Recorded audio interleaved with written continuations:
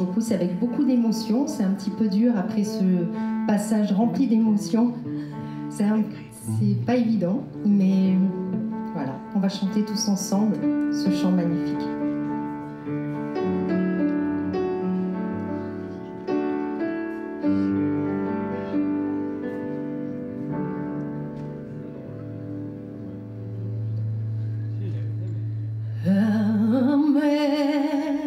Amazing grace, how sweet the sound that set a wretch like me.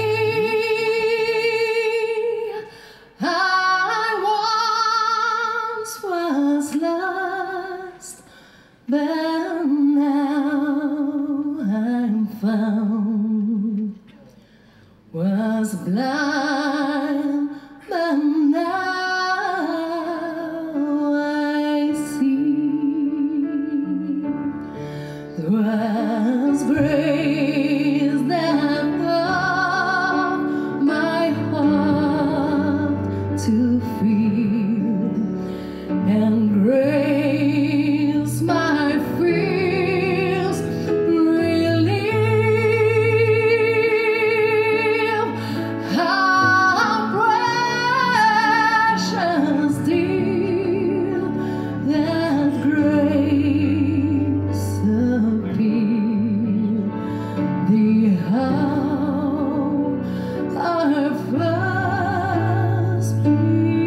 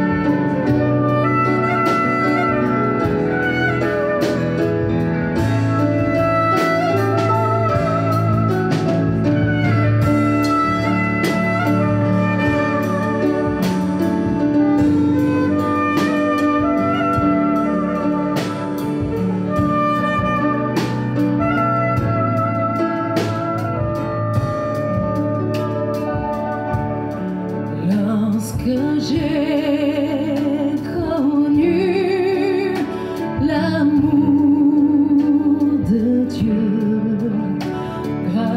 grâce chassant ma peur, oh, que ce jour fut glorieux et très doux pour mon cœur. Pendant les jours d'éternité, en Dieu tous nous serons. Nous ne pourrons pas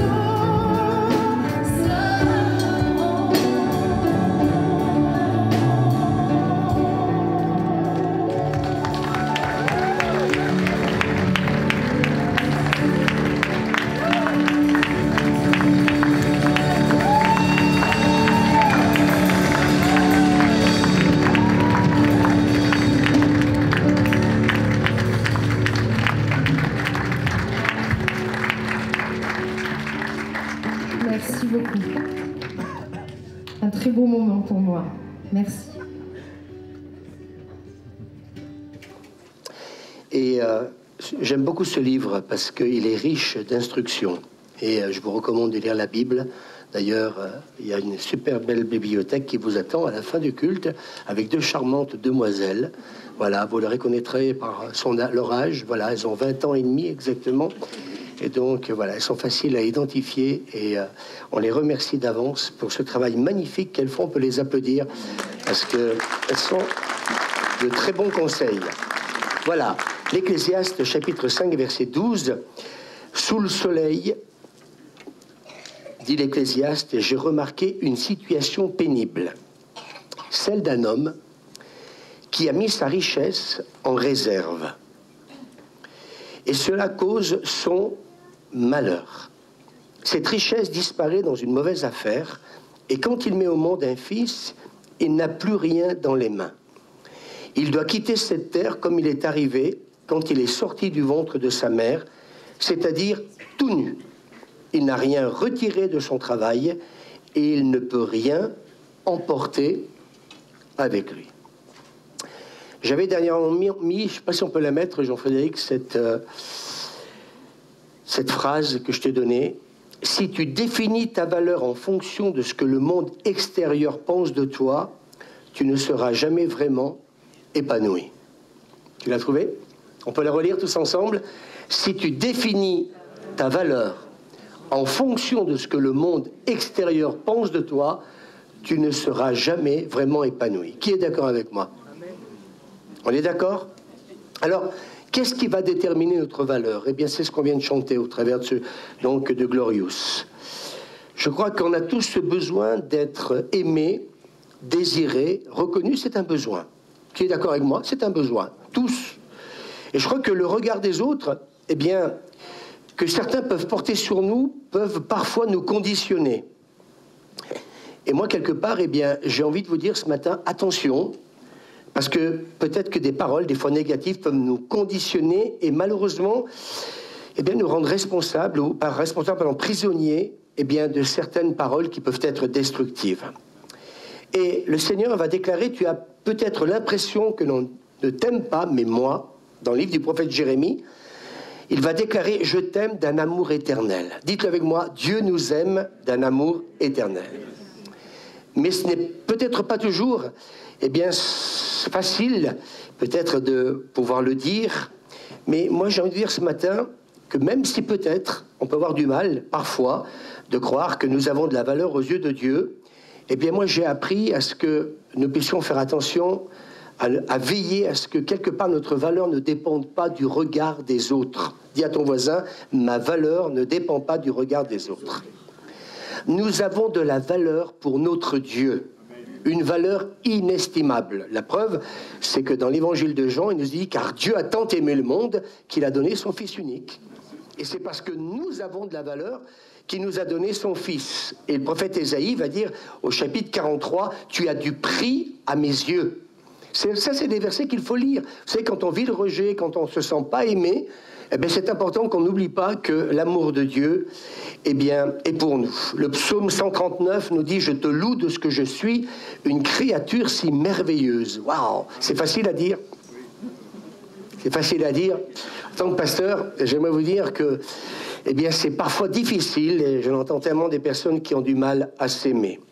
Mais je crois que quelque part, eh bien, dans ce message ce matin, je voudrais parler d'un mal qui est grave et qui existe de plus en plus.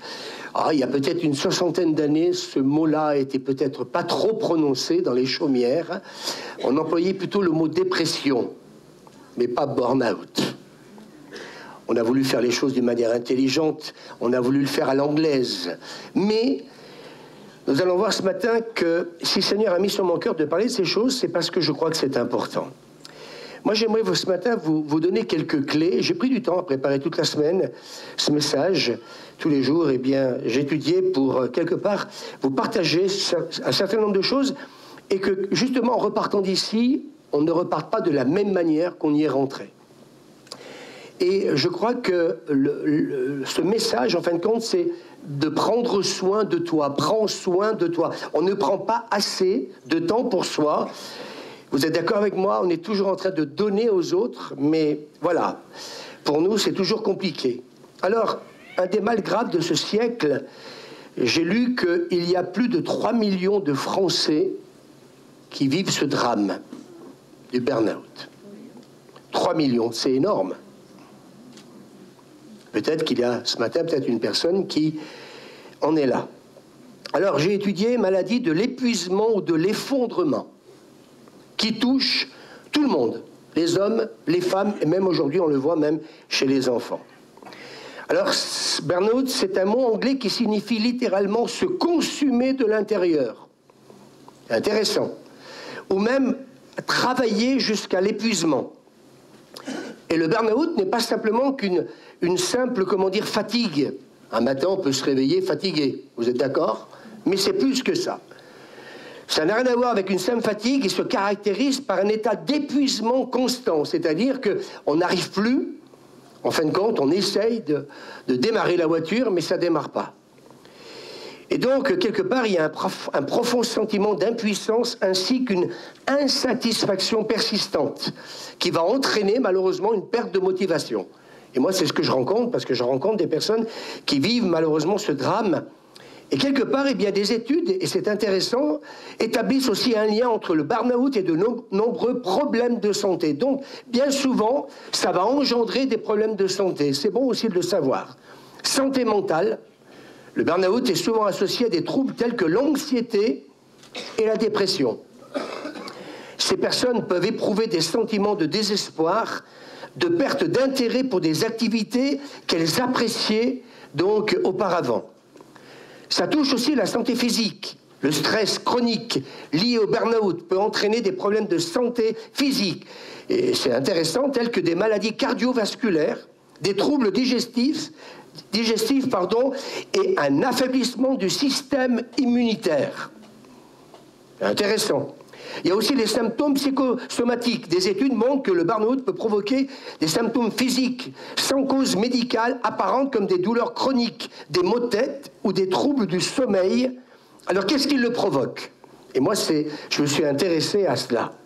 La surcharge de travail, on va en parler ce matin, ça y contribue souvent.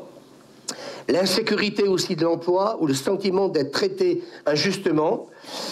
Donc, faire décoller sa carrière, et j'en connais des carriéristes qui aujourd'hui ne veulent qu'une chose, c'est bien gagner leur vie. C'est pas un péché de bien vouloir gagner sa vie.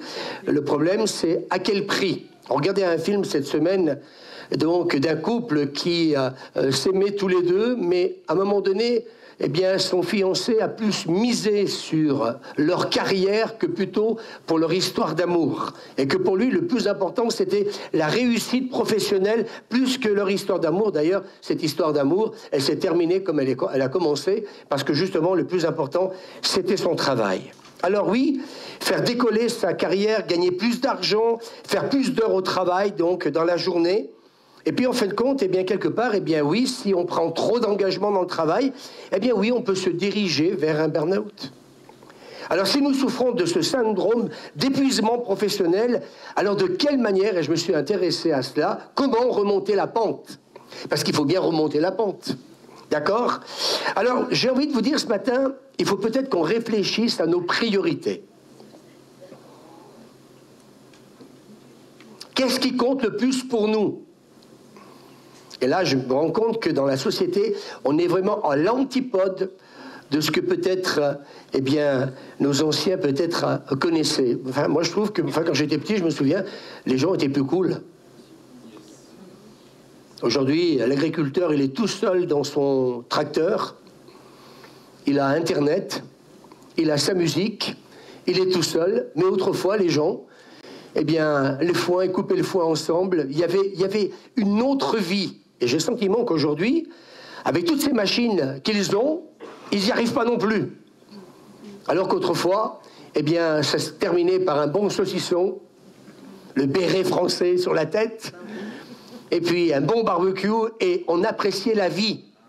Aujourd'hui, on n'a plus le temps de respirer. Mais j'aimerais que vous puissiez écouter, parce que ce matin, je crois qu'il faut qu'on comprenne que ça n'arrive pas qu'aux autres. Et on va voir un certain nombre de choses. Alors, qu'est-ce qui compte le plus pour nous? Alors c'est vrai que si je vous pose la question, vous allez me répondre, pour moi le plus important c'est la famille et la santé. Ne rien faire, c'est la conserver. Vous vous souvenez de la chanson? Mais je crois que quelque part, eh bien, je me suis rendu compte que malheureusement, que ce soit la famille et la santé, eh bien, cela risque d'en pâtir parce que malheureusement, on ne met pas toujours la priorité là où il faut mettre la priorité.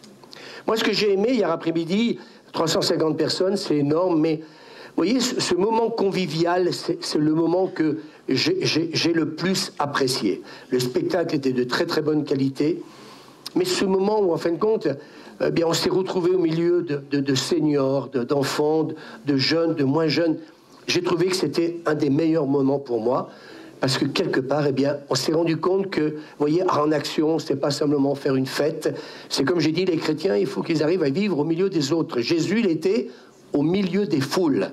Hier, c'était la foule. Et j'ai été surpris, je disais ce matin, qu'il y avait 5 mamies qui étaient là.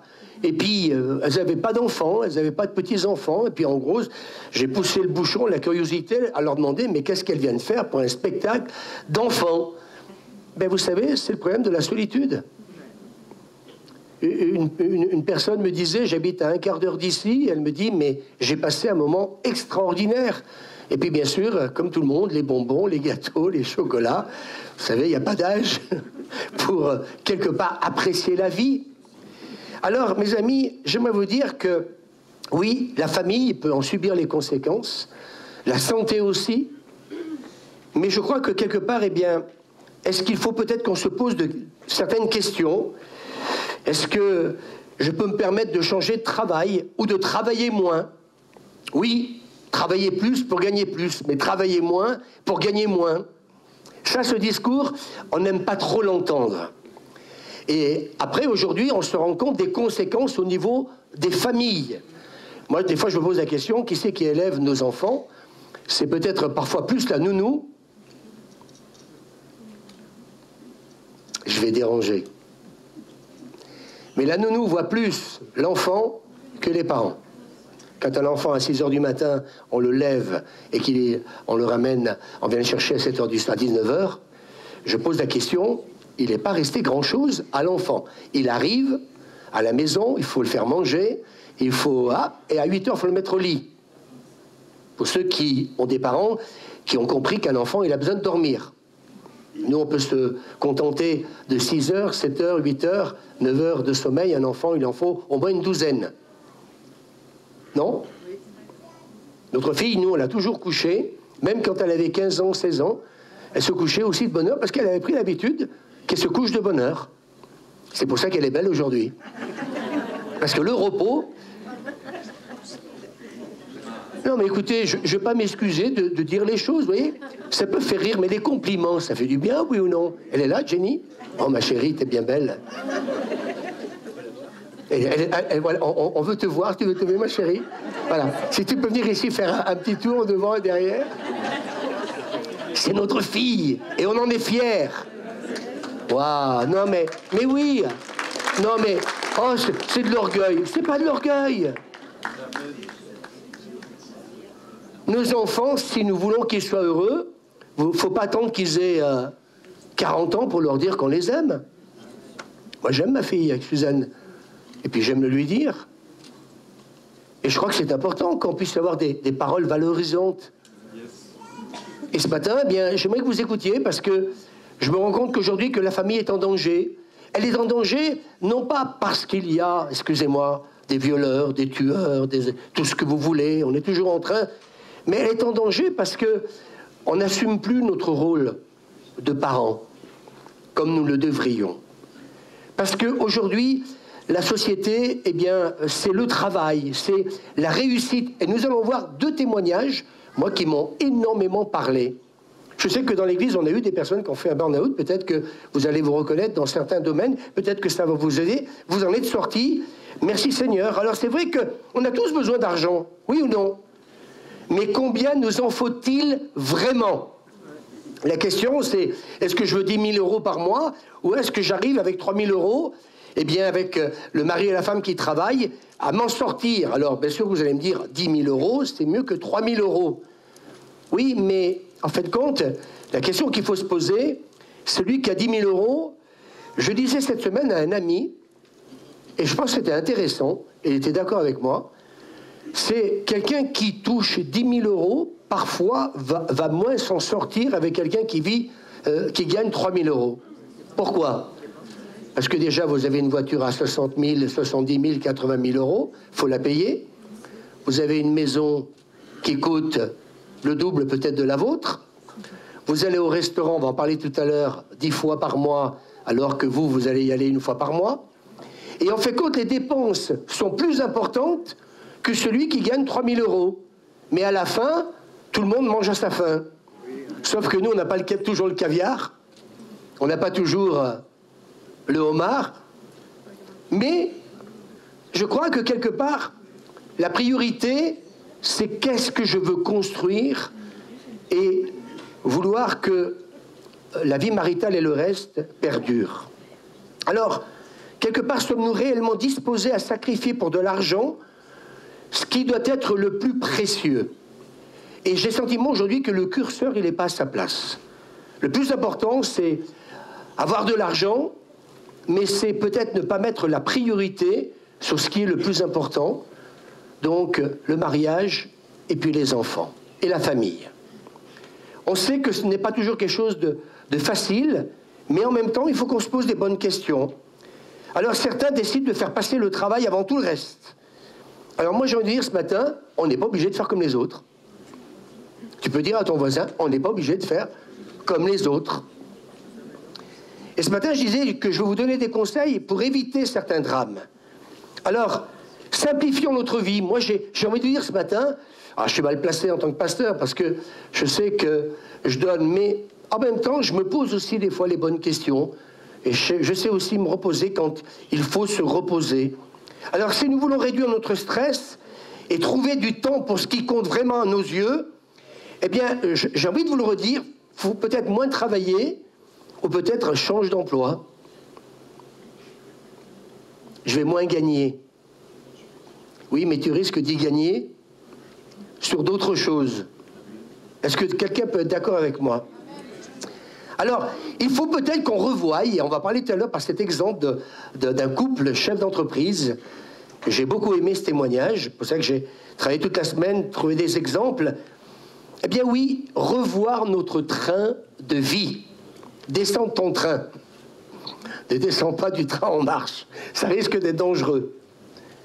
Alors, certains me diront, mais réduire mon train de vie, mais pasteur, c'est impossible.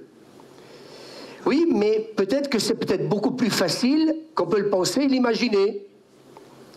Et moi, je crois qu'il y a des moments dans la vie, il faut apprendre à dire... Je ne vous ai pas entendu. Apprendre à dire non. Ah, voilà, je vais vous donner une promotion. Vous allez partir le lundi et vous allez rentrer le vendredi soir à minuit. Et vous allez gagner 10 000 euros, alors que jusqu'à présent, vous gagnez que 3 000 euros. Waouh! J'y vais. Moi, en tant que pasteur, je l'entends. Des couples, la femme, elle travaille dans le midi. Le mari travaille l'autre côté. Puis ils se voient le week-end, bisous par-ci, bisous par-là. Mais ils ne divorceront jamais, ceux-là. Ils ne se voient jamais. Jamais. Parce que le temps qu'il arrive, qu'il pose la valise à minuit, le samedi déjà, il a peut-être dormi un peu plus, ou elle, et puis le temps de s'occuper un peu des gosses, etc. Et hop, déjà, il faut repartir le dimanche soir. Mais quand je dis ça, je ne plaisante pas. Moi, j'ai rencontré, des couples dans mon bureau qui m'ont parlé de cette villa. Belle villa. Un bel appartement. Alors, si nous sommes surmenés, peut-être qu'il faudrait, peut-être même, et moi je l'ai fait quand je travaillais dans le monde, peut-être qu'il faut rassurer notre patron, parce qu'aujourd'hui, j'ai rien contre les patrons. Mais des fois, on demande plus que ce que peut-être nous pouvons faire. Alors, il faut peut-être aller voir son patron et dire « Je suis motivé, je suis content d'être salarié dans cette entreprise, dans ton entreprise, mais il faut peut-être lui dire que trop, c'est trop. Et des fois, j'ai dit à certaines personnes dans l'église, peut-être avoir le courage de dire trop, c'est trop. Moi, je me souviens quand je travaillais et qu'il manquait un collègue de travail, il fallait faire son travail. Alors, tous les autres en faisaient son boulot. Un jour, oui. 2 jours, oui. 3 jours, bonjour les dégâts. Et le burn-out, il vient de quoi? Je disais tout à l'heure, cette surcharge. En fin de compte, à un moment donné, la Bible dit, tout ce que ta main trouve à faire avec ta force, fais-le.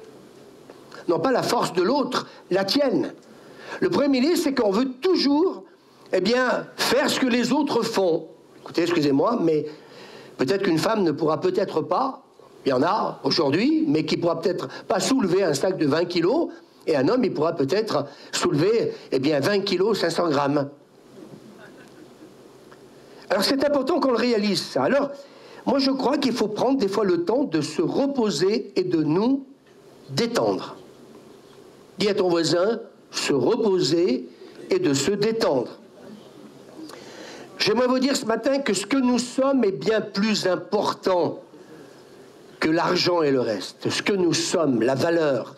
Hier matin, j'avais un ami qui me téléphonait, ou avant-hier, je me souviens plus trop, qui venait me dire que son frère de 66 ans venait de décéder d'un cancer. Ça faisait 3 mois qu'il était malade, une grosse tumeur au cerveau. Les médecins ont dit qu'il ne pouvait rien faire. Et donc, il est parti. Ce que nous sommes est plus important. Et nous l'avons lu tout à l'heure dans le livre de l'Ecclésiaste. On est né nu, on pourra m'habiller dans le cercueil, mais à un moment donné, on se retrouvera nu. Est-ce qu'on est d'accord? Alors, qu'est-ce que nous faisons pour gagner notre vie? Et j'aime ce que dit l'Ecclésiaste, le roi Salomon, chapitre 4, verset 6. « Mieux vaut une poignée de repos qu'une double poignée de dur travail. » Lisez la Bible, c'est fantastique. La Bible vous parle. Moi, j'aime étudier la Bible. Mieux vaut une poignée de repos qu'une double poignée de dur travail. Alors, est-ce que nous pouvons vraiment opérer des changements qui vont peut-être justement nous aider à guérir? Il ne s'agit pas d'aller voir que le psy, il ne s'agit pas d'aller voir que le médecin. Moi, des fois, quand j'ai des entretiens et qu'on me parle justement, oui, mais je prends des médicaments, je vais chez le médecin, je suis suivi par un psy. Oui, mais si tu continues à travailler à 100 000 km/h, le médecin pourra te donner tous les anxiolytiques de la Terre. Et je vois qu'il y a des spécialistes au milieu de nous qui me font comprendre que je ne dis pas de bêtises. Mais vous pourrez donner plein de médicaments aux gens. Si tu continues à avoir une vie à 100 000 km/h, dis-toi bien qu'à un moment donné, le corps ne suivra pas. Alors oui, est-ce qu'on peut vraiment guérir? Est-ce qu'on peut, par des changements, on peut guérir du burn-out? Oui. Et vous savez, je vous donne ce témoignage d'une femme qui appelle son ancien patron, c'est-à-dire qu'à un moment ou à un autre, elle travaillait dans une entreprise et un jour, elle a démissionné. Elle lui a demandé si son patron voulait bien la reprendre. Et le patron a dit oui. Alors bien sûr que cette personne était mal à l'aise, parce qu'elle était partie de ce travail, mal à l'aise par rapport à ses anciens collègues, parce qu'elle croyait que l'herbe était plus verte ailleurs. Alors peut-être qu'elle a eu un salaire peut-être supérieur à celui qu'elle avait, mais elle s'est peut-être rendue compte que sa santé a commencé à se dégrader. Elle a commencé à se rendre compte que la vie familiale était en train, malheureusement, d'en subir les conséquences. Peut-être parce que, justement, eh bien, elle avait un travail qui était bien meilleur, plus rémunéré, mais malheureusement, elle commençait par perdre certaines valeurs qui nous donnent un certain équilibre. Si vous êtes d'accord dans ce que je vous dis, vous pouvez dire oui. Si vous dites non, eh bien, continuez à écouter quand même. Parce que je suis là pour vous aider. Et puis son salaire, elle en a pris un coup. Mais vous savez ce qu'elle dit? Mon salaire en a pris un coup. Je suis retourné voir mon ancien patron, mais j'ai gagné en sérénité. La paix intérieure. Mais quelle vie on mène? C'est incroyable quand même. Les Parisiens, n'en parlons pas, 1h30 le matin, 1h30 le soir, dans les transports en commun. Ouh! Je ne sais pas comment ils font, mais on a la sécurité sociale, on a le médecin. Moi, j'ai des gens que je connais, ils habitent à côté de l'hôpital, on ne sait jamais des fois qu'on ait besoin. J'ai aussi plus de temps, elle dit, pour ma famille. Ce matin, j'ai posé une question à Suzanne, et je pensais que c'était ça. Mais quand on a eu Jennifer, donc on a fait garder Jennifer à mi-temps, je l'ai déjà dit, mais pour ceux qui ne le savent pas. Et aujourd'hui, donc Suzanne est à la retraite. Normalement, je dois l'être aussi. Normalement. Mais en calculant, on s'est dit qu'avec Suzanne, on gagne, depuis qu'elle est née, elle a 40 ans, par mois, on gagne 1 000 € par mois en moins. Si quelqu'un peut me compter combien ça fait sur 38 ans, 40 ans, oui, ben ça fait combien? Le prix d'une maison qu'on n'a pas. Oui. Mais oui, mais tant mieux, parce que j'aurais pas pu m'occuper de couper 1 mètre carré de pelouse. Mais ces 1 000 € en moins par mois, on l'a investi pour notre fille. Et là, j'ai le sentiment que, quand j'en parlais ce matin avec Suzanne, faire marche arrière, c'est pas facile. On savait que Suzanne, à la retraite, même si elle a travaillé dans une banque, ça allait faire un sacré trou dans le porte-monnaie. Mais on a fait ce choix-là. Moi, je pose la question, si on ne l'avait pas fait à cette époque-là, on ne sait pas du tout quelles auraient pu être les conséquences de l'éducation qu'on a voulu donner à notre fille. Elle n'est pas à l'église parce qu'elle est fille de pasteur. Elle vient à l'église de tout son cœur. On ne la menace pas le dimanche matin.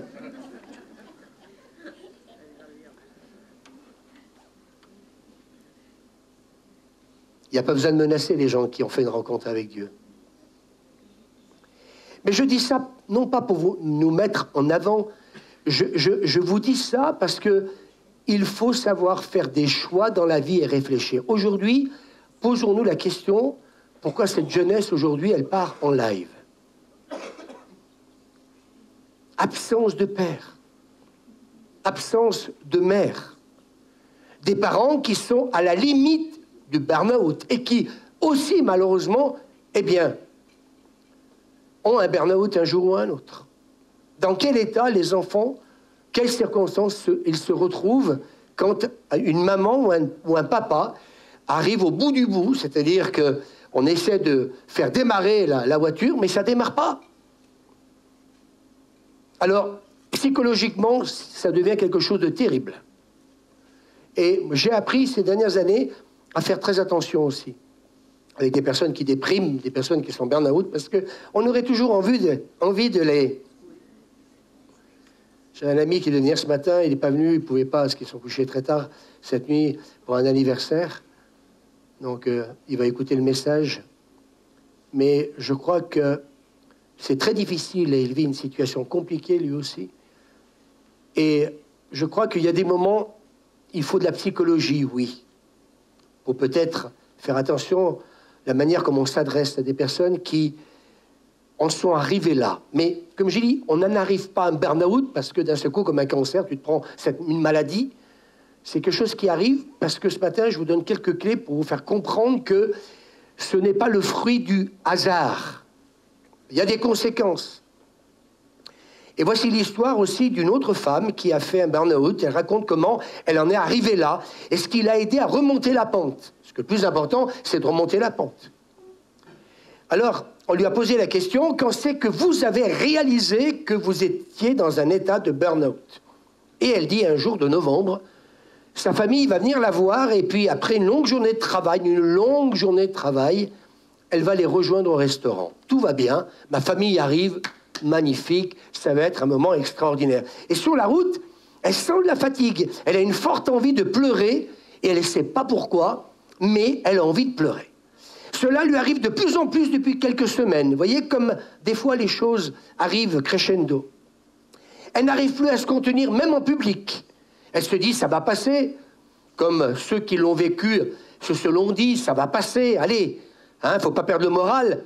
Elle va refouler ses larmes et elle arrive au restaurant. Ils sont tous assis, tous heureux d'accueillir donc, eh bien, les uns et les autres. Et puis d'un seul coup, elle explose, elle ne peut pas retenir ses larmes, elle va aux toilettes. Et pour cacher justement ce mal-être qu'elle ne peut plus contenir. Et quand on arrive à ce stade-là, et moi je dis ce matin, il ne faut pas en arriver là, parce que c'est très dur à remonter. Hein. Tous ceux que je connais qui ont fait un vrai burn-out, que je suis en train d'expliquer là, il faut à peu près minimum 2 ans. Minimum. Après que la grâce de Dieu, ça peut être différent. Elle va aux toilettes, elle n'a pas l'habitude de pleurer devant les gens, elle éclate en sanglots au bout d'un moment, puis sa mère, elle vient la voir, et lui dit, mais qu'est-ce qui se passe? Il lui est impossible de retourner s'asseoir à la table. Alors elle quitte le restaurant en pleurs sous le regard médusé donc de sa famille, et à ce moment-là, elle comprend qu'il y a quelque chose qui ne va pas dans sa vie.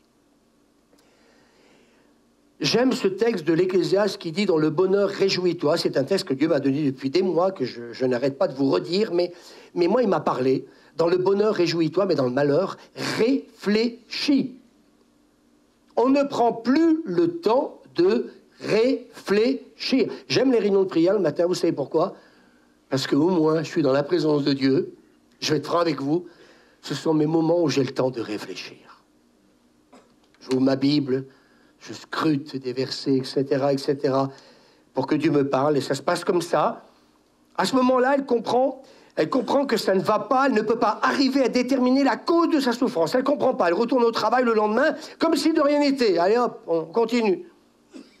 Et bien sûr, je ne vais quand même pas m'arrêter. Je ne vais pas me mettre en arrêt de travail. On a besoin de moi. Le monde sans moi, il ne pourra pas tourner. Et c'est ce qu'on croit. C'est que sans nous, le monde ne peut pas tourner. Notre famille ne peut pas tourner. C'est ce que j'ai dit à certains qui l'ont vécu ici, en disant, bien oui, la vie continue, et même si demain on n'est plus là, eh bien la vie continuera. Avec moi ou sans moi. C'est vrai ou pas? Et moi, j'ai le sentiment qu'on vit dans un monde où on vit par procuration. On est dépendant d'un papa, dépendant d'une maman, dépendant d'un mari, d'une femme. On est dépendant de son patron, on est dépendant de plein de choses. Mais moi, j'aimerais vous dire que des fois, eh bien que je n'aime pas cet esprit-là, parfois, c'est important aussi qu'on puisse se dire que avoir besoin des autres, oui, mais il y a des moments, c'est bien aussi qu'on se prenne en main. Alors, on a besoin de moi. Que vont penser les gens? Que va penser mon patron si je m'arrête? Et puis, bien sûr, à un moment donné, eh bien, elle finit par écouter ses parents. Elle va consulter un médecin. Le médecin, tac, tout de suite, il a compris 15 jours d'arrêt de travail. Mais bon, je pense qu'il n'a peut-être pas vraiment compris, parce que 15 jours d'arrêt de travail, quand c'est un véritable burn-out, mes amis, on rigole. Alors, à ce moment-là, elle n'a pas encore compris que ce qu'elle vit s'appelle burn-out. Et le fait d'avoir craqué en public lui a fait prendre conscience. Il fallait qu'elle craque en public pour qu'elle prenne conscience devant sa famille que le mal était plus grave qu'elle pouvait penser et imaginer. Et en fin de compte, malheureusement, j'ai envie de vous dire que ce burn-out, eh bien, l'a stoppé dans sa course effrénée. Alors je pose la question ce matin, est-ce qu'il faut en arriver là pour être arrêté dans notre course quotidienne? Et un médecin a dit qu'un burn-out n'arrive pas du jour au lendemain. Si vous pensez que, j'ai dit tout à l'heure, on peut arriver un matin, se réveiller fatigué, parce que peut-être que la veille, on en a fait beaucoup. Donc, voilà, on a fait de la maçonnerie ou autre chose, et voilà, enfin, ce matin, je me suis réveillé, j'étais en forme olympique, vraiment.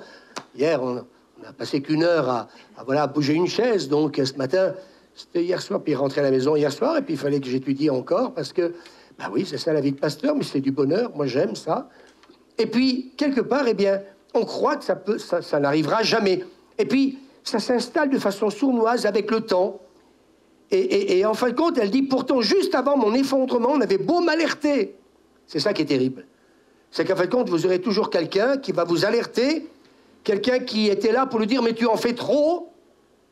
Et en fin de compte, elle dit, je n'écoutais personne, et c'est là le problème, parce que, en fin de compte, les autres pouvaient faire un burn-out, les autres pouvaient, comment dire, à un moment donné, sombrer dans la dépression, mais moi, jamais.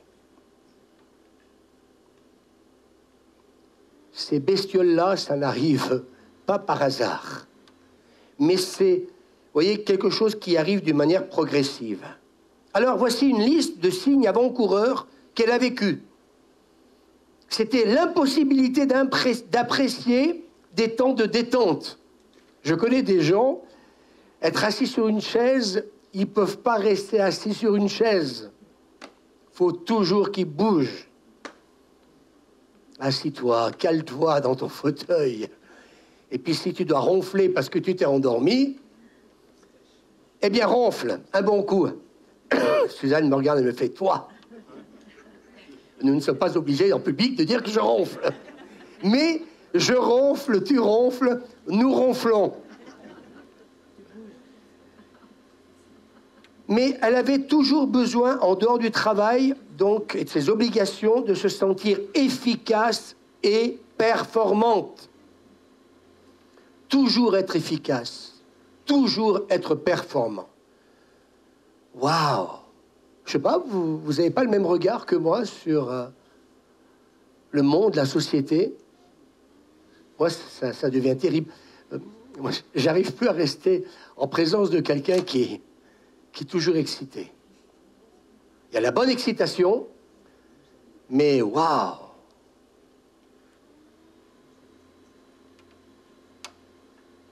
Être performant, être efficace. Vous voulez que je vous dise, je suis enregistré, mais c'est pas grave, mais il y a certains métiers qui sont quand même difficiles. Le monde du sport, waouh! Quand tu es là-haut, quand ça commence, les performances à être...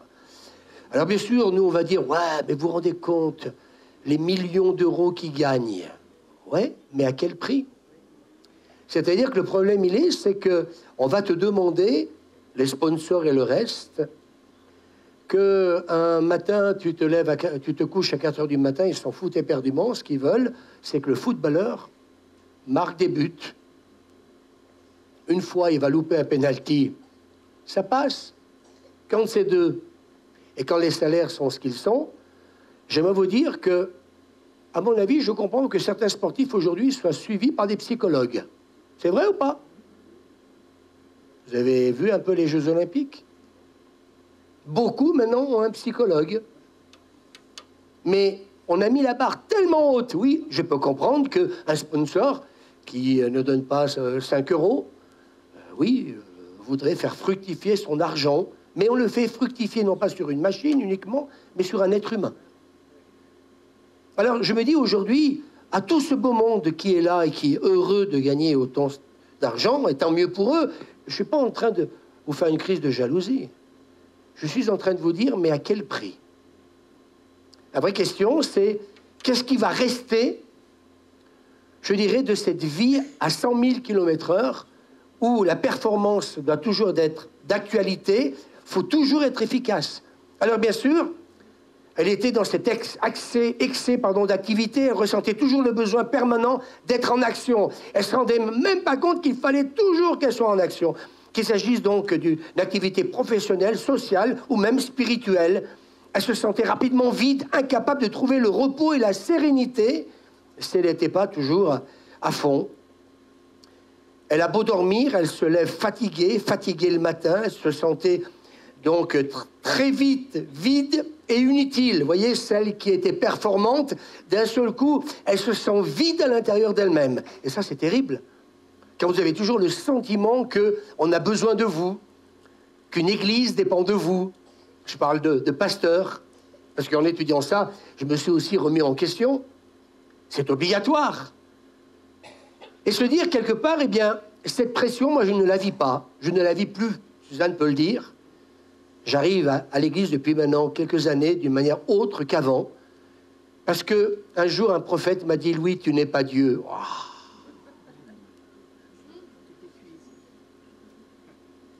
J'ai dit, enfin, un pasteur se prenait pour Dieu, et un jour, quelqu'un lui a dit, tu n'es pas Dieu. Alors on en rigole.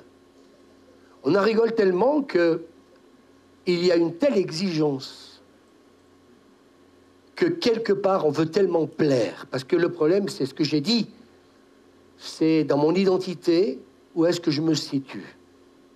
Est-ce que c'est la performance qui va nous valoriser, ou c'est être ce que je suis, avec mes hauts et avec mes bas, avec mon bon caractère comme mon mauvais caractère? Est-ce que tout dépend, comme je disais tout à l'heure, du regard des autres? J'aimerais vous dire, aujourd'hui, au risque de vous choquer, je m'en fous de tout.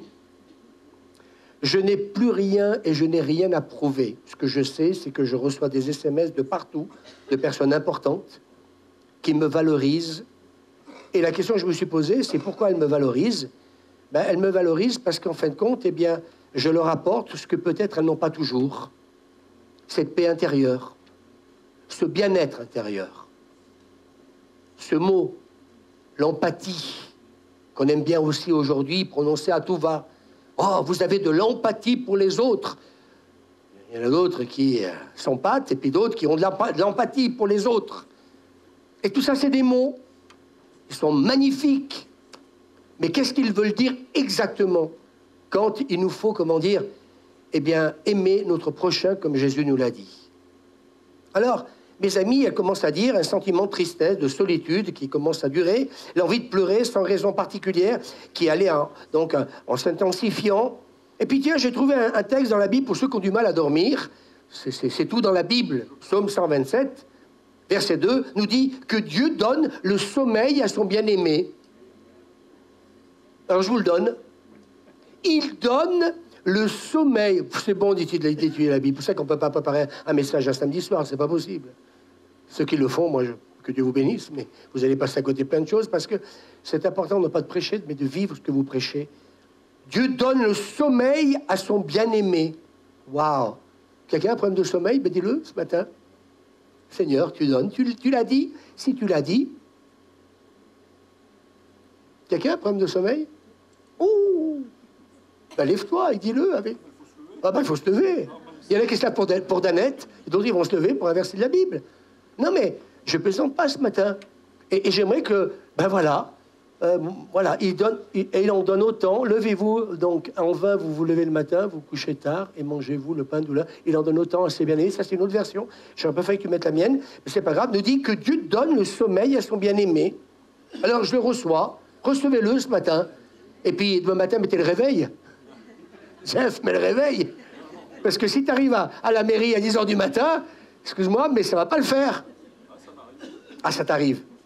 Alors, parfois, la chose la plus spirituelle, c'est...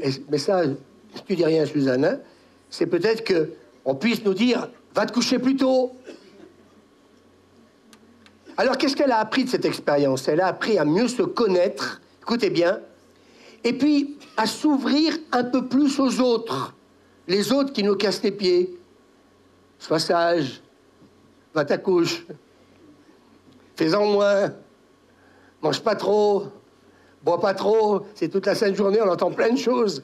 Mais oui, mais écouter les autres, ça peut être salutaire. Je suis pasteur, des fois je me dis, waouh, Louis, tu parles dans le néant. On n'est pas toujours écouté, mais parfois c'est nécessaire. Parce que bien entendu, ça n'arrive qu'aux autres. Et c'est là que quand les feux rouges commencent à s'allumer, et il n'y a que toi, il n'y a que moi qui peut peut-être ce matin, peut-être m'en rendre compte, eh bien je pense qu'il faut peut-être commencer à se poser des questions, et dans tout ce que je suis en train de vous partager, se poser un certain nombre de questions. Est-ce que ça vous aide ce matin?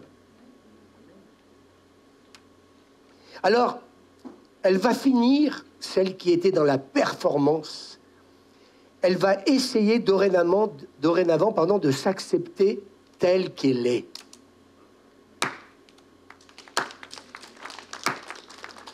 Ça va, Louis? Oh, ce matin, je suis crevé, hein. Ah non, non, mais non, faut pas le dire. Attention, hein, faut pas le dire. Que le pasteur, il soit fatigué, mais il peut pas être fatigué. Je ne suis pas... C'est la chanson, c'était quoi? On n'est pas fatigué. Et voilà. Alors, les autres sont pas fatigués. Il faut pas que tu sois fatigué. T'as mal au dos, faut pas avoir mal au dos. Vous voyez, en fin de compte, c'est toujours montrer, en fin de compte, que nous sommes des super-hommes, des superman, des superwoman. Alors, mes amis, s'accepter tel que nous sommes, eh bien oui, c'est parfois dire à son mari, dire à sa femme, dire à ses enfants, eh bien écoute, mon chéri, si tu peux aller faire le repas à ma place, ça serait vraiment gentil. Et le mari va dire, mais bien entendu, ma chérie. Bien entendu. Il voit sa femme faire un burn-out, mais il s'en fout complètement, parce qu'il n'est pas à sa place. Non, mais je plaisante pas. C'est marche ou crève presque, quoi.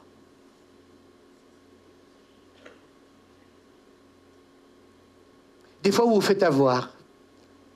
Un jour, Suzanne a été malade et j'ai appris à débarrasser la table. Et depuis qu'elle va bien, je continue à débarrasser la table. Et là, je me dis, je me suis fait avoir, Sandra. Mais non, je suis content de le faire. Et quand j'ai un rendez-vous urgent, et puis je vois que l'heure, oh, je dis, mince, allez, je débarrasse la table en vitesse. Suzanne elle me dit, Louis, t'as oublié? C'est un exemple, mais on pourra en trouver tellement d'autres. C'est quoi l'amour, en fin de compte? C'est la question qu'il faut se poser ce matin. S'accepter tel que nous sommes. C'est le mal, aujourd'hui, que je rencontre le plus souvent. On veut nous mettre dans des cases. Vous vous souvenez, Hitler, qu'est-ce qu'il voulait? Une race unique, les plus beaux, les meilleurs. Ça continue aujourd'hui. Regardez le mal-être des jeunes. À 16 ans, 17 ans, 18 ans, on commence à se faire refaire beaucoup de choses.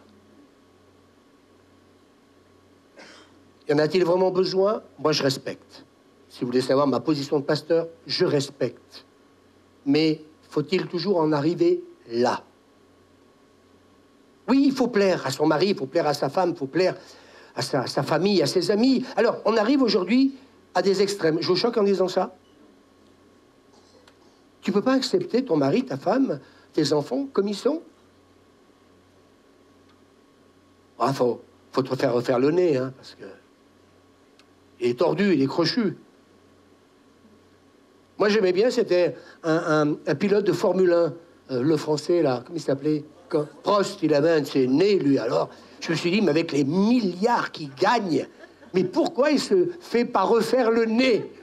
Et lui, il m'aurait répondu, et toi, t'as qu'à mettre une perruque. Ça t'apprendra. Donc, c'est vrai, c'est tiré par les cheveux, ce que je vous dis, mais voilà. Mais c'est vrai qu'il aurait pu se faire refaire le nez. Mais il était bien dans sa peau. Et au moins, on le remarquait. C'est comme les tatouages et tout le reste. Tout ce qu'on fait aujourd'hui. Le tatouage. Non, mais ça, je sais. Ça, c'est une blague de Fernand Reynaud, ça. Non, c'est pas lui, ça. Ah, je me souviens plus. Un autre comique. Quand il a dit le tatouage, ça m'a fait rire. Mais toutes ces choses, je respecte. Ne me tuez pas tout de suite. Je voudrais vivre encore un peu, quelques siècles. Mais est-ce qu'il y a besoin de tout ça? Alors, on en voit certains, un petit truc, puis dans la d'autres, maintenant, c'est... On n'a jamais autant utilisé d'encre aujourd'hui sur les êtres humains que pour écrire sur une feuille. Alors, vous êtes contre? Non, je ne suis pas contre. Je suis en train de vous dire, pour plaire, que faut-il faire aujourd'hui? Et cette personne a compris que, quelque part, eh bien, finir par s'accepter telle qu'elle est était le chemin de sa guérison. Vous voyez, je ne suis pas un extrême. Hein. J'ai pas dit il faut pas faire ci, j'ai pas dit il faut pas faire là ça. Vous allez prendre 50 pasteurs, 50 curés, vous allez prendre plein de gens, ils vont tous vous donner leur opinion, puis à la fin, ça va finir par, on va finir par s'embrouiller. Moi, je laisse chacun décider de ce qu'il veut faire de son corps et de sa vie. La seule différence, c'est que qu'est-ce qui est vraiment bon et qu'est-ce qui est vraiment inutile? C'est la bonne question qu'il faut se poser. Alors ce matin, oui, c'est un message particulier que votre pasteur vous apporte, parce que j'ai envie qu'on puisse réfléchir un peu. Si on pourrait réfléchir un peu, dis à ton voisin, et si on pouvait réfléchir un peu? Alors je vais terminer par ce témoignage d'un couple. Qu'est-ce qui vous a conduit au burn-out? Et cet homme dit, écoutez-moi bien, nous avions plusieurs entreprises et des dettes par-dessus la tête. On voulait développer ces entreprises pour qu'on ait une vie confortable, qu'on gagne de l'argent en travaillant moins. Mon objectif était de réduire notre stress, mais c'est tout l'inverse qui s'est passé. Alors expliquez-nous, quelqu'un va dire à cette personne, on travaillait dur pour se payer de plus beaux vêtements. Un jour, j'ai entendu quelqu'un, je ne sais pas si elle est ici, mais une personne qui me disait, ouais, mais mon fils, il gagne bien sa vie. Moi, j'achète des pantalons à 50 €. En solde, je les ai à 35 €, 30 €. Quand c'est à 50 ou 70%, lui, les pantalons, c'est 300 €. Oui, mais quand tu gagnes 10 000 € ou 5 000 €, comme je disais tout à l'heure, en fait, quand ils n'ont pas plus d'argent à la fin du mois que vous, parce que toi, le pantalon à 50 € ou 40 €, lui, c'est 300 €. Donc, à la fin, fais le calcul. Donc, il voulait les beaux vêtements, une plus grande maison, des vacances de luxe, bien entendu. Mais, en fait, quand ils se sont rendus compte que, eh bien, malheureusement, malgré tout ça, ils n'étaient pas heureux. Ah bon? Et il dit, nous étions vidés. On n'avait plus envie de rien. Il dit, ma femme, sa santé en a pris un coup, et leur couple aussi. Ils ne s'entendaient plus. Et le livre des Proverbes nous dit, mieux vaut un morceau de pain sec avec la paix qu'une maison pleine de viande avec des querelles. Oh, ce que j'aime ce verset. À midi, pasteur, on vous invite à manger. Qu'est-ce que vous avez à manger? Du pain sec. Oh, vraiment? Il est de combien? Un mois. Oh, d'accord. Du pain sec et de l'eau. Je vous invite tous. On a plein de pain sec ici à l'église. Mieux vaut un morceau de pain sec avec la paix qu'une maison pleine de viande avec des querelles. Alors, comment ils ont simplifié leur vie? Moi, je me suis intéressé à ça. Voilà, plusieurs entreprises, belles maisons, luxe et tout ce que vous voulez. Guy Lux était dedans aussi, je pense. Et il dit, nous avons fait le point sur nos objectifs et notre situation. Enfin, un couple qui, avant d'arriver au burn-out et peut-être au divorce ou le reste, ils se sont arrêtés et ils ont commencé par... Nous nous sommes arrangés, écoutez-moi bien, pour réduire nos charges. On a renoncé, donc, il a renoncé à avoir un bureau avec une décoration ultra moderne. On a opté pour une voiture plus modeste. On a monté une entreprise où, il va dire, alors que j'avais plusieurs entreprises, où je me suis mis à travailler tout seul dans cette entreprise. Et il dit, j'ai fait en sorte qu'elle reste petite. Oh, moi, j'ai 3 boulangeries. Moi, j'ai ceci, cela, et puis on se vante. Wow. Divorcé 3 fois, les enfants, la drogue, l'alcool, suicide, mais je suis patron. Et on pourrait ce matin citer des personnes qui avaient beaucoup d'argent et qui ont eu des enfants qui se sont suicidés. Alors en fait de compte, il dit voilà une petite entreprise, nous avons aussi limité nos dépenses personnelles. Elle dit, l'épouse, simplifier notre vie a été plus facile qu'on ne le pensait. Le pantalon de 300 €, eh bien, presque aller à l'aide vestimentaire pour avoir un pantalon moins onéreux. Mais Ça fait peut-être sourire, je fais exprès de dire ça. J'aurais pu dire un pantalon à 40 €, hein. Mais je fais exprès de dire ça. Je crois que La petite maison dans la prairie, c'est pas qu'un joli petit film. Mais dans ce film, ce que j'en retire, c'est qu'il y avait beaucoup d'amour dans cette maison. Il n'y avait pas le luxe, mais il y avait beaucoup d'amour. Est-ce qu'on peut dire amen? Au lieu d'aller au restaurant, on mangeait plus souvent à la maison. Et puis, ils se sont mis à marcher, ce qui a amélioré leur santé. Waouh! Tiens, comme par hasard. Oh là, je vais aller voir le médecin demain. Ah, faut que je prenne des médicaments, docteur, parce que ça va pas, marche. La meilleure façon de marcher, c'est encore la nôtre. Et puis Saint Paul va dire un jour, l'apôtre Paul dans la Bible, il dit j'ai appris à être content dans l'état où je me trouve. Je rencontre des gens insatisfaits, mon patron me paye pas assez, moi aussi, je veux une belle voiture, je veux une belle maison. Je sais pas, moi, 1 000 € par mois en moins. Mais je vois aujourd'hui le fruit de tout ça. Et puis, comme par hasard, à la retraite, ben, on s'en sort quand même. À des pantalons en solde, des chaussures en solde. Alors certains me disent, mais t'es toujours en train d'aller faire des magasins. Oui, ben oui, parce que ça coûte une paire de chaussures. Et j'arrive, une fois un jour, on s'est retrouvés en Bretagne avec nos amis, une paire de chaussures, il n'avait qu'une, ma pointure. 200 €. Oh, qu'elle était belle. Je rentre dedans quand même, j'ai marqué solde. Madame, oui, combien elle coûte? 30 €. Ding, d'un seul coup. La joie est rentrée dans mon cœur. Elles font combien? 44. J'ai dit, madame. Elle me dit, monsieur, vous avez de la chance. J'ai dit, oui, madame. Levez les yeux avec moi et vous verrez la gloire de Dieu. Je ne l'ai pas embrassé, mais presque. J'ai eu du mal à sortir mon billet de 30 € quand même. J'ai dit, mince, elle aurait pu le faire à 25.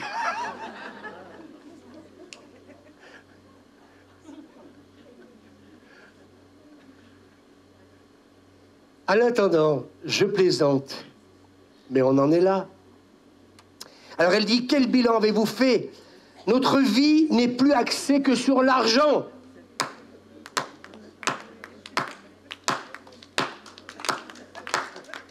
Du pain sec, du pain sec, du pain sec. Ils se sont concentrés désormais sur les choses les plus importantes. Et ils disent, comme par hasard. Oh, comme par hasard. Ils étaient au bord du divorce. Ils n'en pouvaient plus. Voilà, restaurant, tout le machin. Mais ils se sont rendus compte qu'ils allaient mieux maintenant qu'avant. Les internautes, vous qui m'écoutez, mangez du pain sec à midi. Ça va vous éviter de payer le caviar, un prix du caviar et le reste. Et elle dit, l'autre va mieux. Et il dit, le mari dit, que leur vie est plus tranquille, nous sommes bien plus heureux aujourd'hui que hier. Je termine par ce texte biblique, que votre conduite, Hébreux chapitre 13, verset 5, que votre conduite ne soit pas guidée par l'amour de l'argent. Mais si on lisait la Bible un peu, ça pourrait nous aider, oui ou non? Ce texte dit que votre conduite ne soit pas guidée par l'amour de l'argent. Contentez-vous de ce que vous avez. Je ne suis pas contre les promotions. Ne me faites pas dire ce que je n'ai pas voulu dire. Si demain tu gagnes 5 000 €, 10 000 €, mais tant mieux pour toi. Mais à quel prix? Si tu te retournes et que tu n'as plus de famille, tu n'as plus de mari, tu n'as plus de femme, tu n'as plus d'enfants, ou alors que les yeux pour pleurer, qu'est-ce qu'on a gagné de plus? Alors, ce discours, oh là, mais si je devais le prêcher sur les marches d'escalier de l'église Saint-Bruno et m'adresser à la ville de Voiron, je me ferais au happy. On aurait pu le chanter, Sandra, au happy. Je me ferais lapider. Mais c'est pas grave. Faisons des économies à la sécurité sociale. Mettons en pratique ce que je vous ai partagé ce matin. Et soyons plus heureux que peut-être nous le sommes. En effet, Dieu a fait une promesse, et c'est pour cette raison que si on a fait le choix de moins gagner avec Suzanne, eh bien, c'est parce que nous connaissons notre Bible et la fidélité de Dieu. Ce texte des Hébreux nous dit, en effet, Dieu lui-même a dit, je ne te délaisserai pas et je ne t'abandonnerai pas. C'est pour ça qu'il y a des magasins qui font des soldes à 30 € la paire de chaussures. Parce que Dieu savait qu'en ayant 1000 €... Non, mais je plaisante. Il y en a certains, quand ils disent « Mais Louis, mais comment tu fais pour te payer des godasses à 90 €? » Oui, mais moi, je les achète. Il y a des gens qui achètent des chaussures à 30 €. Ils les mettent un mois et vous vous retrouvez sans chaussettes. Et moi, j'ai des godasses à 90 €. Celles-là, je pense qu'elles doivent pas loin de les faire. Mais vous les payez 30 €. Mais parce que Dieu est bon. Et comme par hasard, je tombe toujours à un moment donné.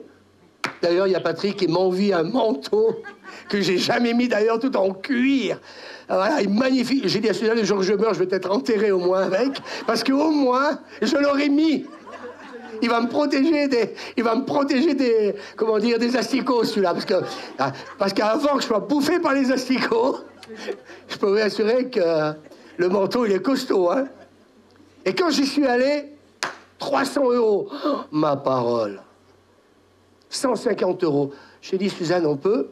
Et le jour où j'y vais, la femme me dit, le jour où j'y vais, je regarde le manteau, le lendemain, j'y vais, il était encore là. J'ai dit, ah, je rentre. Elle me dit, mais monsieur, vous avez de la chance, il y a encore 10% en moins. J'ai pleuré de joie.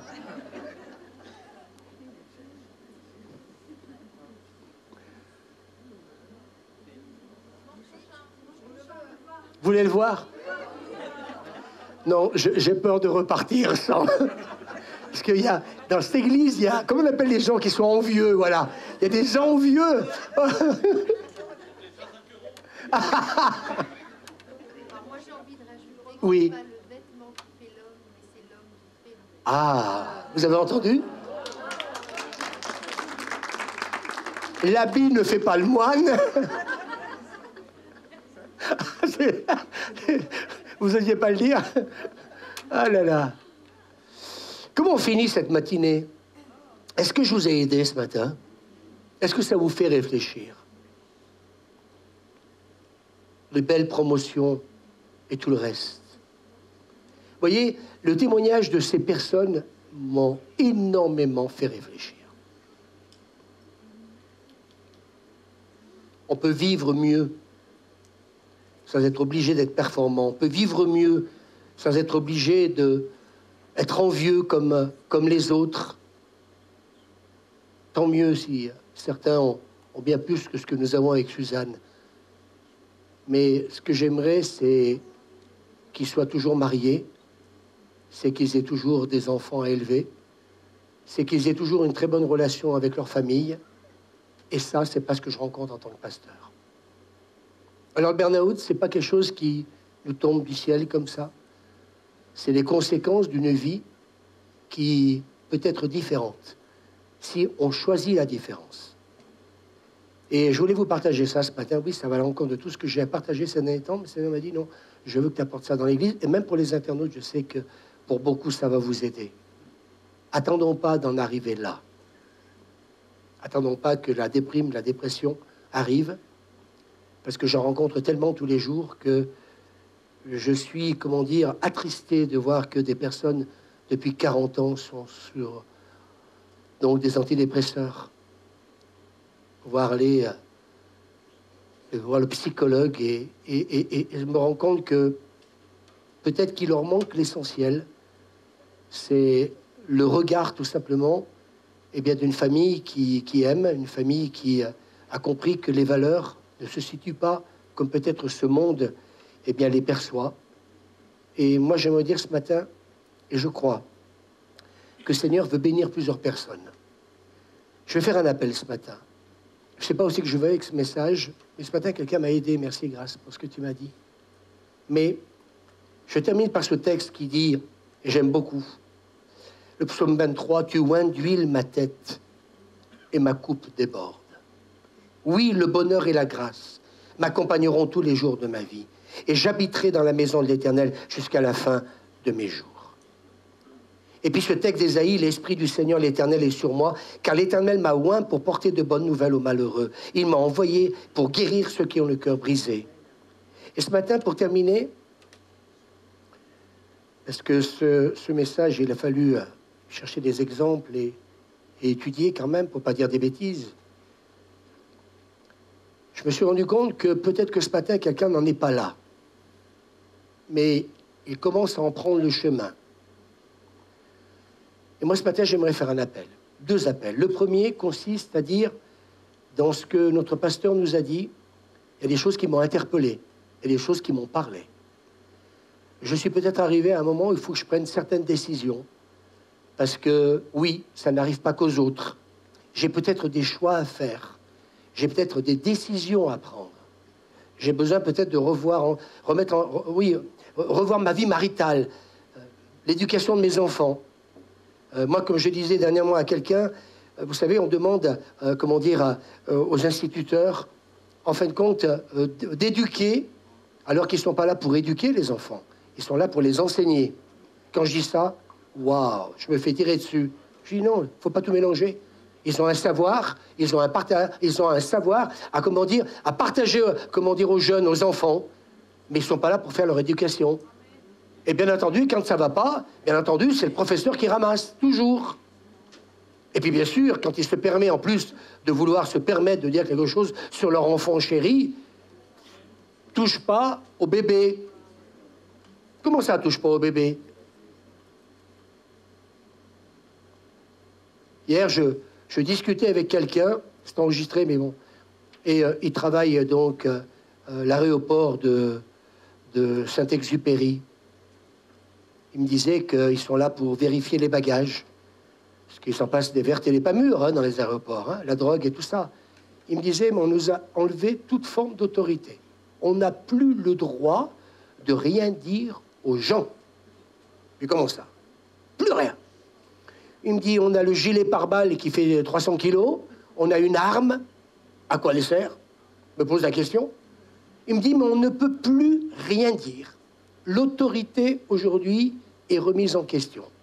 Alors, est-ce que, je ne sais pas, Sandra, si vous serez d'accord avec moi, est-ce que peut-être qu'il y a 60 ans en arrière, le martinet, le martinet, aujourd'hui, oula, donner une gifle à un enfant, c'est vous êtes déjà aux assises pour une gifle. Par contre, vous avez tué quelqu'un, ou alors vous avez fait quelque chose de plus grave qu'une gifle, vous risquez peut-être d'en prendre pour 20 ans. J'exagère, mais je préfère mieux exagérer. Essayez de vous dire un peu ce matin que ce que je suis en train de vous dire, moi, me dérange en ce moment. Alors, quoi dire dans tout ça aujourd'hui? Se dire qu'il faut peut-être qu'on retrouve certaines valeurs. Et puis, le sens des responsabilités. Quelqu'un peut dire amen avec moi? Si vous êtes d'accord pour hocher la tête. Retrouver tout ça. Alors oui, il y a 60 ans en arrière, on était dans l'extrême. Oui, on s'en est pris des baffes, des coups de pied aux fesses. Oui, est-ce que c'était légitime? Pas toujours. Alors qu'aujourd'hui, ces choses-là, eh bien, disparues, je m'en réjouis. Qu'on en a coupé des lanières de martinet. Qui c'est qu'on a coupé? Non, mais ouais, non, mais je vois qu'il y a des professionnels, hein.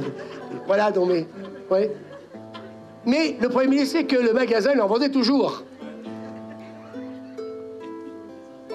Alors oui, on est loin de tout ça, mais vous croyez pas qu'il y a des paroles qui tuent aujourd'hui? Le martinet, la ceinture faisait mal, mais il y a des paroles qui tuent aujourd'hui et qui sont encore plus destructives qu'un martinet ou une paire de gifles.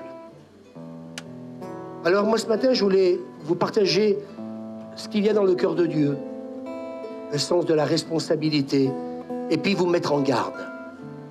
Peut-être pour faire un choix de vie autre que celui que vous avez mené jusqu'à aujourd'hui. Vous savez, j'ai un certain âge, et je me dis, mais c'est comme le vin, plus il vieillit, meilleur il est, normalement.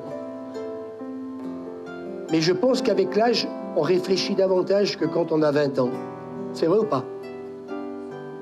Alors attendons pas d'avoir un certain âge pour réfléchir. Évitons tout ça. Évitons peut-être de nous retrouver dans un contexte comme les personnes que j'ai citées ce matin. C'est tout simplement, on peut retrouver un peu la raison. Et je pense qu'aujourd'hui, beaucoup perdent la raison. On est comme dans un TGV lancé à 300 km/h. Et si vous n'êtes pas dans ce TGV-là, hier, pas plus tard que hier, je donne ce dernier exemple, quelqu'un me disait, voilà, un gamin a failli étrangler son fils. Alors les parents, ils ont porté plainte. La direction lui a dit, mais pourquoi vous avez porté plainte?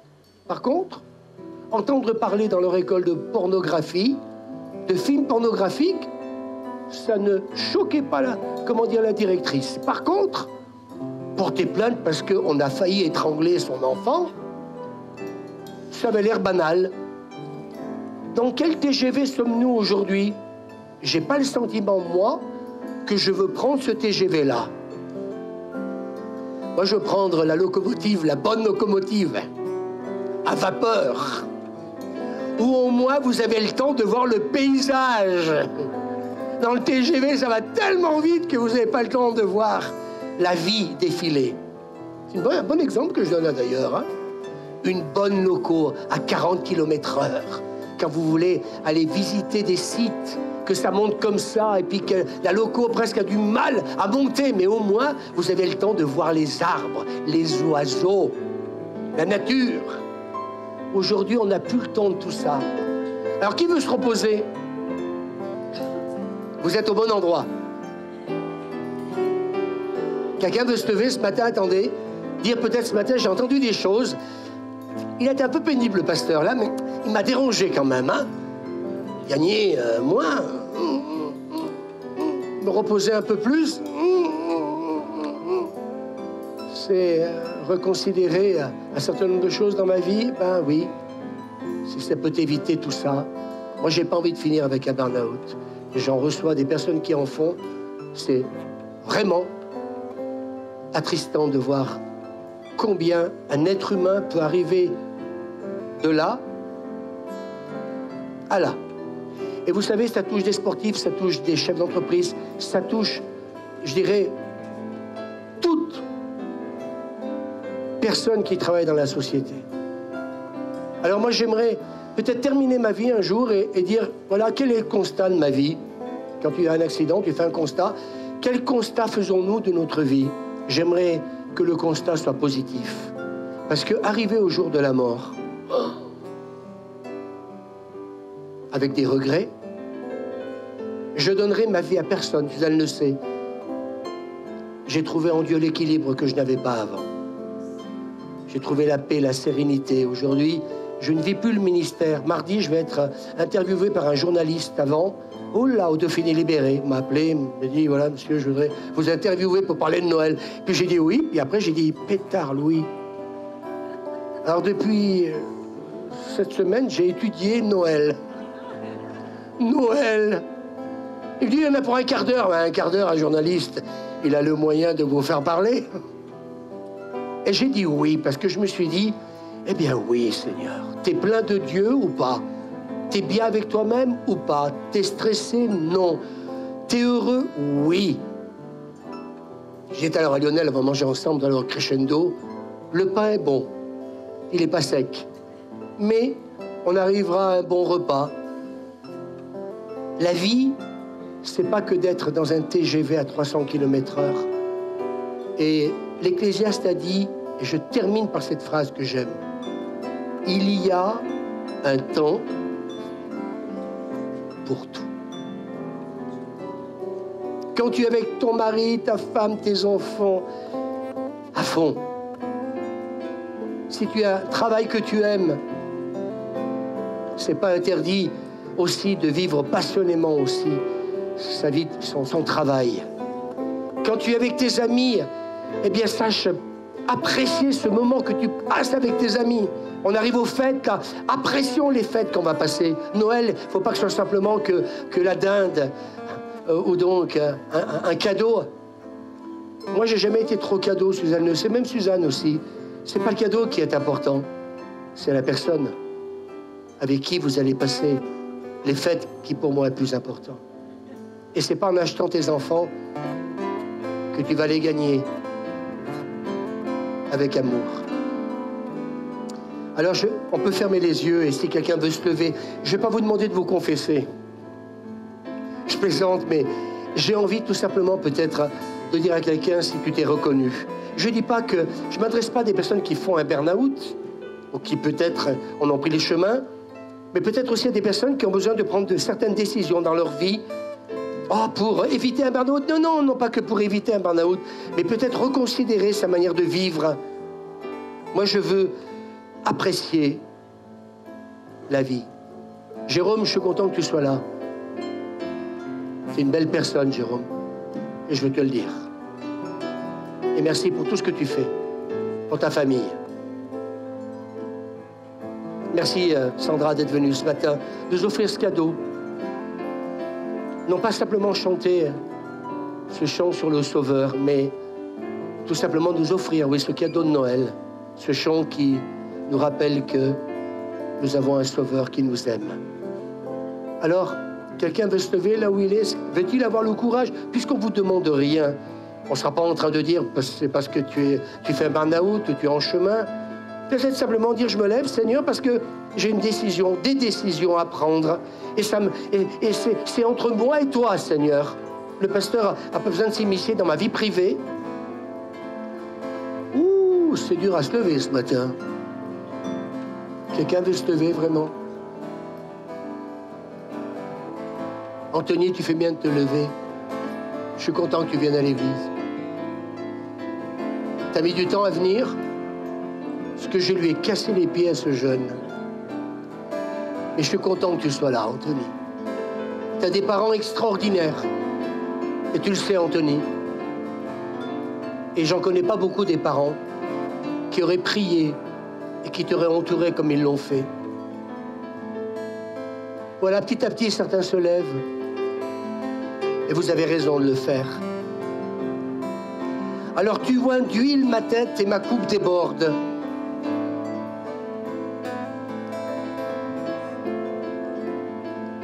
Alors la Bible nous parle de oindre d'huile la tête. Oui, eh bien oui, et ma coupe déborde. Mais peut-être que ce matin, quelqu'un a besoin de repartir d'ici, de ce lieu, et bien voir sa coupe déborder, c'est-à-dire cette explosion intérieure d'amour, d'expression, de bonheur que Dieu seul est capable parfois de nous donner, faire la différence. Pas que Dieu seul, mais un tout, ce tout, où chacun a sa place. Dieu, ta famille, tes amis, ceux avec qui tu travailles. Alors je voudrais dire aux internautes, s'ils sont encore là, passez un bon dimanche. Écoutez bien ce message. Vous aussi, réécoutez-le. Il y a tellement de choses à retirer. J'ai été particulier ce matin. Hein? Peut-être que ça t'en dit, tiens.